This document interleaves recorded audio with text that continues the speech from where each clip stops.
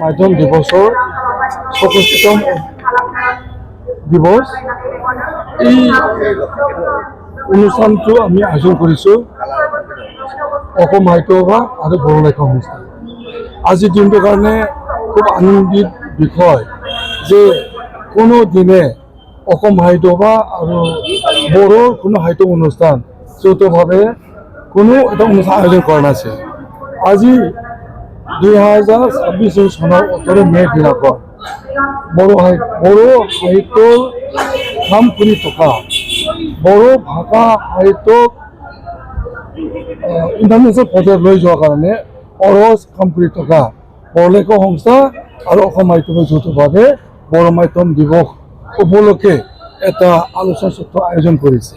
আৰু এই আয়োজন যেনেকৈ আলোচনা চক্ৰ এইখনো একেবাৰে যুক্তিযুক্ততা আৰু বুৰঞ্জীৰ লগত সম্পৰ্ক থকা ঠেংফাকৰি বড়ো বীৰঙ্গনা ঠেংফাকৰিৰ জীৱন দৰ্শন লগতে এই ঠেংফাকৰিৰ বিষয়ক লৈ এখন পুথি ওলাইছে জ্ঞানপীঠ বঁটা বিজয়িনী মামণি গোস্বামী মহোদয় যে মামণি গোস্বামী আৰু ঠেংফাকৰি এই বিষয় লৈ পেলাই এটা ৰাষ্ট্ৰীয় পৰ্যায়ৰ আলোচনা চক্ৰ আজি অনুষ্ঠিত হ'ল।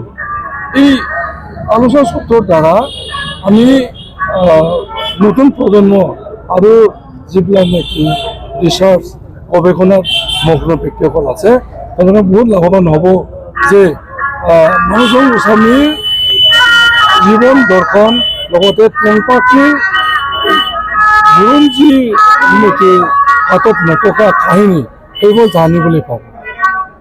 আপোনাৰ নামটো মোৰ নাম ৰাজেন বসুমতাৰী, মই বড়ো লেখক সংস্থাৰ সভাপতি। ৰাতিপুৱা আমি বড়ো লেখক সংস্থাৰ পতাকা লগতে অসম সাহিত্য সভাৰ পতাকা উত্তোলন কৰা হ'ল। ইয়াৰ পিছতে বড়ো ভাষা সাহিত্য আৰু বড়ো মাধ্যমৰ কাৰণে জীৱন আহুতি দিয়া সকলৰ কাৰণে এটা শ্ৰদ্ধাঞ্জলি জ্ঞাপন কৰা হ'ল। মামণি গোস্বামী মেডামৰ প্ৰতিমূৰ্তি আৰু প্ৰতিছবি আৰু ঠেংফাকৰিৰ প্ৰতিছবিত মাল্যাৰ্পণ কৰা হৈছে। লগতে জীৱন কালবোৰ আমি স্মৰণ কৰিছোঁ। এইবোৰ আমাৰ আৰম্ভ হ'ল। ইয়াৰ পিছতে উদ্বোধনী অনুষ্ঠান, এই অনুষ্ঠানটোত দুখন কিতাপ আমি উন্মোচন কৰিলোঁ বড়ো লেখক সংস্থাৰ ফালৰ পৰা আৰু এজন বড়ো লেখক